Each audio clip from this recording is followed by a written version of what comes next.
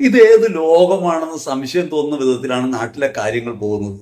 നാട്ടിലെ സദാചാരവാദികളും ദേശസ്നേഹികളും കട്ടക്കലിപ്പിലാണ്. കാരണം എന്താണ്? ഒരു പൊതുവേദിയിൽ ഒരു നാടകത്തിൽ ഒരു സ്ത്രീ അടിവസ്ത്രവും ബ്ലൗസും ധരിച്ച് പ്രത്യക്ഷപ്പെട്ടു.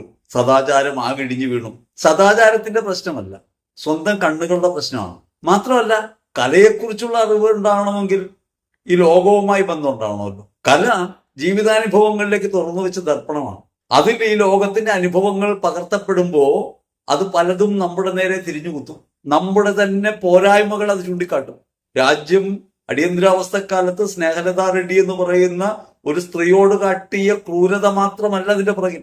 അന്നു മുതൽ ഇന്നോളം ഭരണകൂടങ്ങൾ ചെയ്തുകൊണ്ടിരിക്കുന്ന നിഷ്ഠൂരതകൾ വെളിവാകും. ആസിഫ ഓർമ്മ വരും, ബിൽക്കിസ് ബാനു ഓർമ്മ വരും.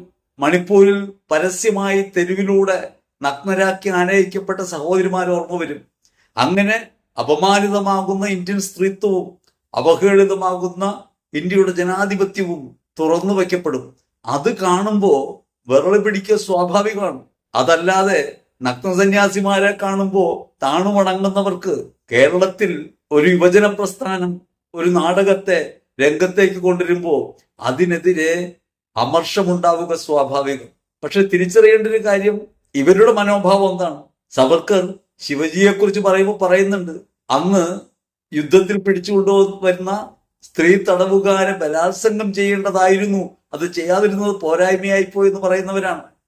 അങ്ങനെ ബലാത്സംഗത്തിന്റെയും അതിക്രമത്തിന്റെയും പാരമ്പര്യമുള്ള ആളുകളാണ് വിഷം ചീറ്റുന്നത്. സദാചാരം തകർന്നു വീണു, മതിലിടിഞ്ഞു വീണു എന്ന് പറഞ്ഞുകൊണ്ട്.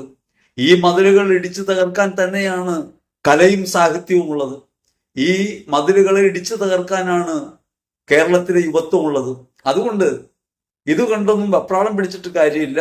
മിസ എന്ന നാടകവും ചിന്നു എന്ന കലാകാരിയും ഈ ലോകത്തിനു മുമ്പിൽ അവതരിപ്പിക്കുന്ന ഒരു പ്രധാനപ്പെട്ട കാര്യം സ്ത്രീത്വം നേരിടുന്ന അവമതിപ്പാണ്, രാജ്യത്തുണ്ടാവുന്ന ഭരണകൂട ഭീകരതയാണ്. അടിയന്തരാവസ്ഥ അപ്രഖ്യാപിതമായി തുടരുന്ന ഈ നാളുകളിൽ ഇതൊക്കെ തുറന്നു പറയാൻ ഇന്ത്യൻ ജനതയ്ക്ക് കഴിയും. കാരണം ഇന്ത്യ നിങ്ങളുടെയൊന്നും വകയല്ല, ഞങ്ങളുടേത് കൂടിയാണ് ഇന്ത്യ. ആ ഒരു ബോധ്യമുള്ളത് കൊണ്ട് പറഞ്ഞുകൊണ്ടേയിരിക്കും. വരിക, വന്ന് പതിവ് പോലെ അസഭ്യം പറഞ്ഞ് ആശ്വാസമടയുക.